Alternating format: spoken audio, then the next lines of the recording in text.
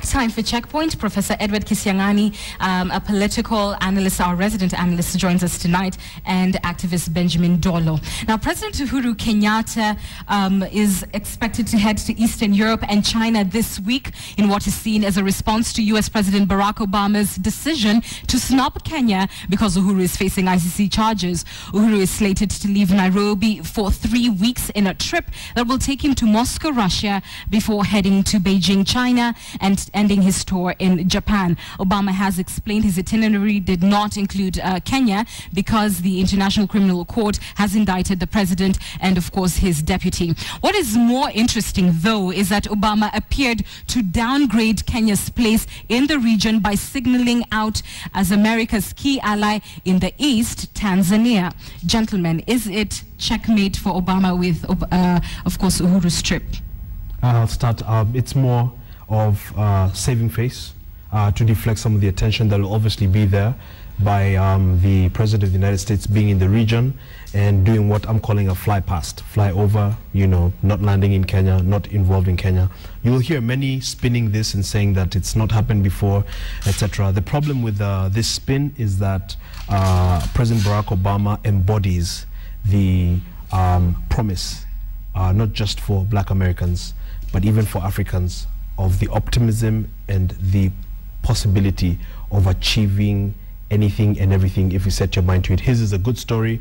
Clearly, if you do any research on him, he is described as a good man, a man of character and integrity, a very able leader, a man with a lot of compassion, by the way, for this country, his motherland. And so it is pretty sad and unfortunate that he would bypass Kenya, but it is also expected because the issue of character and integrity, no matter how you spin it, if you talk about the different wars, etc., in the case of America and its set of values and what have you, it just wouldn't fly. But in the case of the economy, really, and protecting our interests, because I think part of the conversation that happened the first time this news broke was the fact that this may send a very bad message for investors. Kenya is not a preferred investment destination, at least in the eyes of the Americans. But let me return to my earlier question, Professor. Is it checkmate? Has Kenya, through President Uhuru Kenyatta, found a different bargaining chip to say, what, we don't really need you, US. We've got Eastern Europe and China, and Asia, actually. I think, Anne, it is difficult to confine this matter to the Uhuru regime. Just around the 2007 election, you remember President Bush toured this region and still snubbed Kenya. We ended up in a bad election, and again, a lot of violence, but America again played a quintessential role in resolving the process.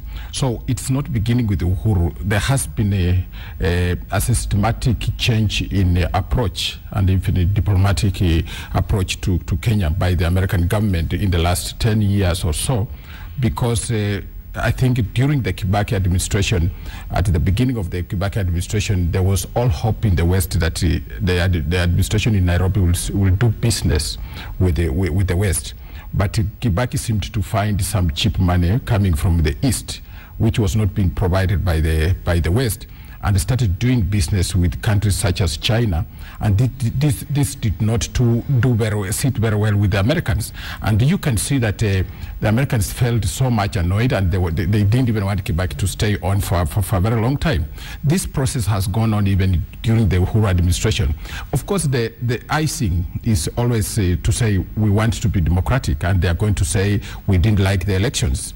But the main thing and main reason why Obama is not going to come to Kenya is a continuation of the U.S. foreign policy on Kenya, namely that we can't do business with you if you are opening up markets with our competitors in the international field. So you think it's more than the ICC factor? Yes. Let me just move this along very quickly because we need to move on to our next topic, and I want to read to you verbatim what the U.S. Deputy National Security Advisor, Ben Rhodes, said, and he said in regards to Tanzania, it is one of the significant U.S. foreign assistance partners as well as a strong democracy, so we felt Tanzania Tanzania was an important stop in East Africa, and quote, should Kenya be worried about the emergence of Tanzania and a lot of the amount, I beg your pardon, of attention it's receiving from the West in terms of economic competitiveness? Exactly. If you look at any history in the last 20-25 years, and if you look at a lot of the confrontations that the likes of the late Ambassador Smith Hempston had with former President Daniel Arap Moi, retired President Moi, really aid and business and relations will always be pegged to democratic ideals and good governance. That is absolutely a given. And so I would say that the West was, Washington, London, etc., were very optimistic in 2003 that they had found a good partner in the region in the administration of first administration of Kibaki. But then with the onset of scandals and accusations on corruption and no will to fight that corruption, automatically you start going down your ranking and rating on the totem pole. That is absolutely the marriage that is important. Benji, I don't think the question is democracy. I think if that would be a little out of order. Democracy has always been there. You remember, and during the 1990s, at the peak of the end of the Cold War in the 1980s, the American government supported dictators in Africa, such as Mobutu Sese Seko. Where was democracy? Did democracy begin being an issue just because Kibaki or Uhuru has taken power? No. These guys have always provided an image which is hypocritical, and that's why it is very difficult to understand them. If you look at Tanzania, you cannot say that Tanzania has better democratic principles, credentials than Kenya. They hold elections which are already predetermined. CCM is the main goal, and nothing goes outside the script. So I don't think it's about democracy. There is no country in terms of democratic governance. The profile and reputation of Kikwete has certainly been better and higher than that of his Kenyan counterparts. Appreciate it. I thank you both for your views on that topic. Maybe just food for thought as we wind that up and move on. Another a key Western institution, and of course it does have a lot of partners in it.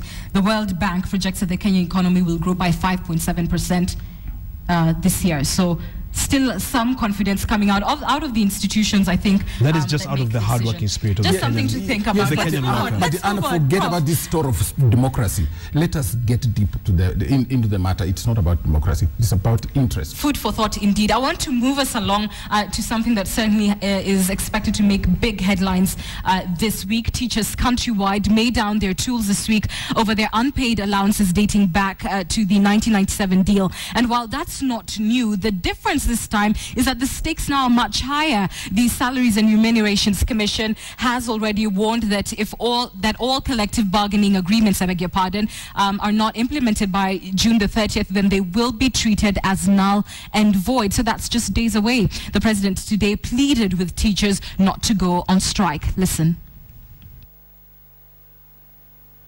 Kwa wenzetu walimu, watu ambao mimi najua ya kwamba shughuli ambazo wanafanya kusomesha watoto wetu ni shughuli kubwa na ya muhimu katika taifa letu la Kenya. Wenzetu, mnajua tumefanya kazi pamoja nanyi. Na mwaka ukipita, hali yenu pia ya maisha na ya mshahara tumeendelea kuiangalia chini ya uongozi wa Mheshimiwa Kibaki. Mimi nikiwa waziri wa fedha, mnajua ya kwamba ni mengi tuliyofanya kuhakikisha ya kwamba tumeinua hali ya maisha na mishahara ya walimu wetu na pia ya wafanyikazi mbalimbali wa serikali. Na tutaendelea. Lakini wenzangu, tafadhalini na waomba tujadiliane, tusitafute yote leo, tuharibu ya kesho. Wacha kwanza tujenge uchumi pamoja nanyi.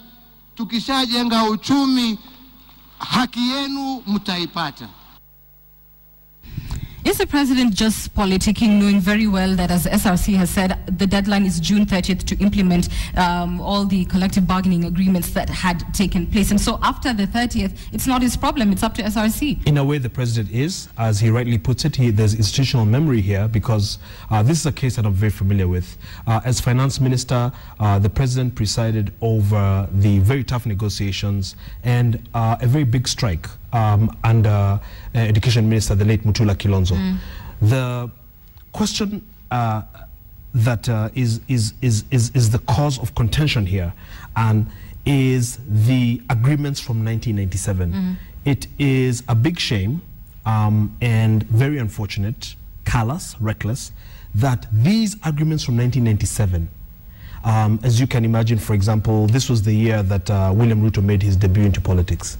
This many years later, as the Jubilee government ascends Ruto as deputy president, that these agreements have not been met, and now teachers are being blackmailed. So to quote Sosion today, he says that, quote, "We will strike in a manner that the government cannot imagine." I'm very familiar with the anger, the ridiculous circumstances under which teachers work. Teachers are very few, and especially with FPA, free primary education, which is a good ideal, but then the government has been pretty reluctant, and the former finance minister, better than anyone else, knows that, should understand that, and should address it resolutely and faithfully and honestly. I know, I saw it in a section of the press, the teachers saying that essentially the World Bank, I beg your pardon, is to blame for their current predicament, because they insisted that the laptops must come, that 54 billion. Professor, how is it that 54 billion is available for laptops? I know it's staggered, I know it's a staggered amount. Still, I don't think we should peg this strike to laptops. Laptops, my point being, and is not available to clear, I think, what is 47 billion that teachers are asking for. And also, we shouldn't depend on the World Bank to pay our teachers. I think the most important thing in this country, when this administration took power 3 months ago, my thinking was that it would engage in a paradigm shift with regard to public servants. The administration, just like the past administration, doesn't seem to understand who is the most important person in this country and who should attract better remuneration than others. And if you look at a nursery school kid, and then you see that kid 20 years later, that nursery school kid has become a doctor, or 25 years later, that nursery school kid has become an architect, you realize the power of teachers. Correct. This country needs to think seriously about the value of the teachers. Similarly, it should also think about the value of the doctors.